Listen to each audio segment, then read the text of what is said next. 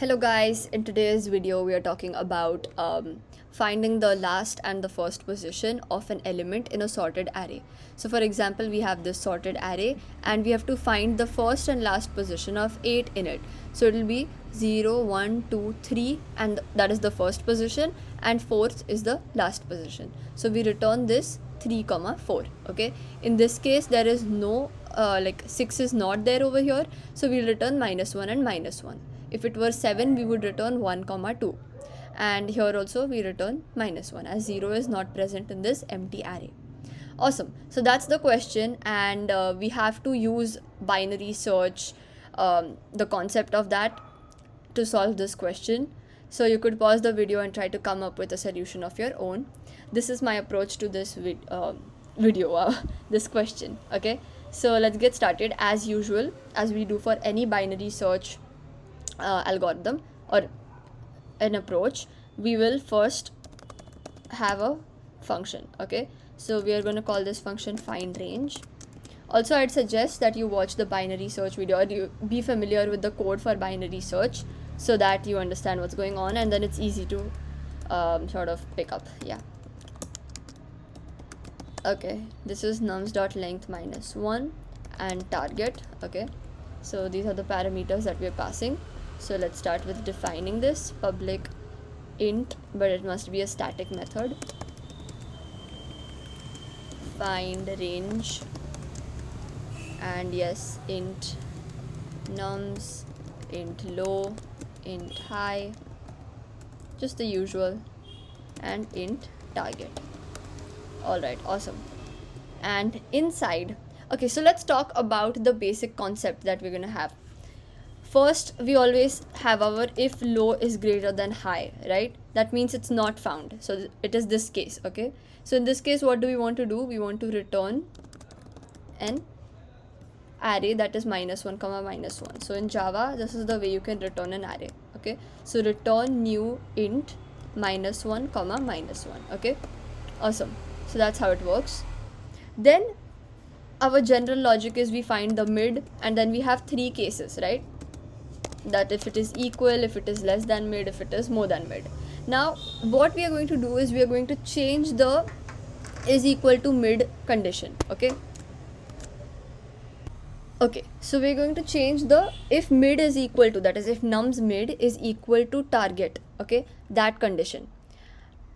And what are we going to do with that condition if we find that element? So if we find 8 over here, what we're going to do is that we are going to check to its left how many of the elements to its left are equal to 8 and how many to its right are equal to 8, and then these left and right extremes we are going to return. Okay, that is the logic. Okay, so let's quickly write it in code form so we can understand it. Okay, and I think it's a very fun logic, to be honest. Okay, so this is our mid. Okay, we have defined our mid, and we are only concerned with our if nums mid, not just mid. If nums mid, that is the element at index mid, is equal to target. Okay, then what are we going to do? Then we are going to have a variable int k, which is going to be equal to mid, and we're going to say while.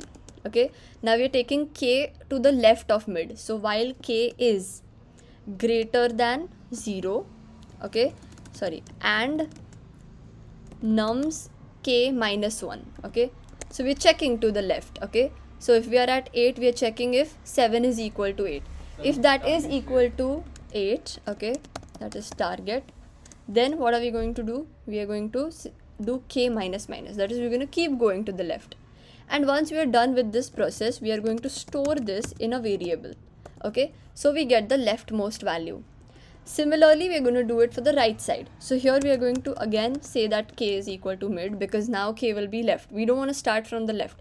We always want to start from the index where we found that element. Okay, so k is equal to mid. Okay, so this is the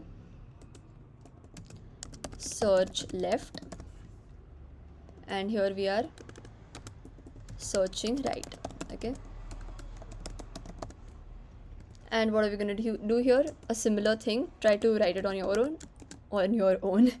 While k is less than nums.length and nums k plus 1, now we are searching forward, is equal to target. What are we going to do? We're going to do k plus plus, okay, and int right is equal to k. Awesome, that's amazing. Now we just write the else if statements. Else if nums mid is greater than target, then we just want to see the left side of it, okay. So how are we going to do that? We're going to return find range in nums from low to mid minus 1 and target. And else, that means we want to search in the upper half, so we're going to return find range nums mid plus 1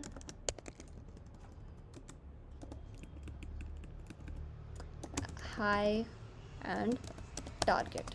Awesome, so that's our code. Yeah, let's just check if there are no errors. Okay, there seems to be some error over here. Okay, this is this bracket corresponds to that one, and then we have this one which corresponds to this one. Okay, that looks pretty good.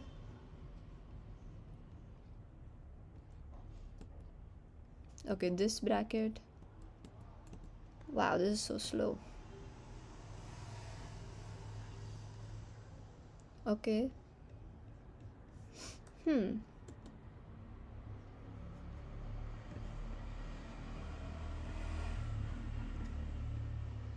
okay, missing return statement.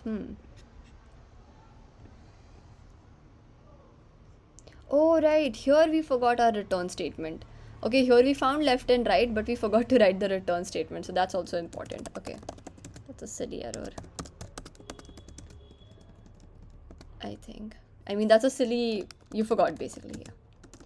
Return, what are we going to return? We're going to return a new int, similarly like we did for -1 plus 1, and we're going to return, sorry, -1 left and right. Okay, awesome. Now we have return statements everywhere.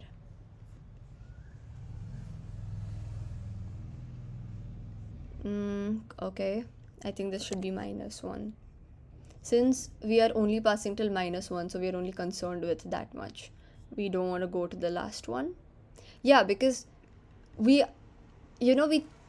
this makes sense, because see, when we said that k should be less than nums length -1, that means we are going to go till 10. And when we are at 10, we can't see nums k plus 1, can we? Because k over here will be, if this is 4, this is 5. So nums 6 we want, and that does not exist. So that would just not make sense. Okay, so that's why it would be index out of bound, I think. So if we check again, yeah, it would be index out of bound, I think. Array index, yeah, array index out of bound exception. So that's why we got that. That's why we have to make sure that we just check till the second last element. Awesome, cool. So that's our approach for this question, but there is another approach which is also actually very easy. Okay, and that goes like this, that you make basically two of these. You apply binary search twice, once for checking your first occurrence of the element, okay, and then you return that index. Okay, so return first index, and then you check last occurrence. That is the return last state index. Okay, that's the logic for your another approach. So for this we'll do a little exploring, because I can't really think of it very straightforwardly. So what I want to check is that over here, instead of all of this, if I return mid, okay, I know I can't return mid, so what I'll do is I'll do return new int mid. Okay, this is just a trial. Okay, I think I can do this. And so over here, for this case, technically I should get 3, right? So let's check that. Okay, typo, return.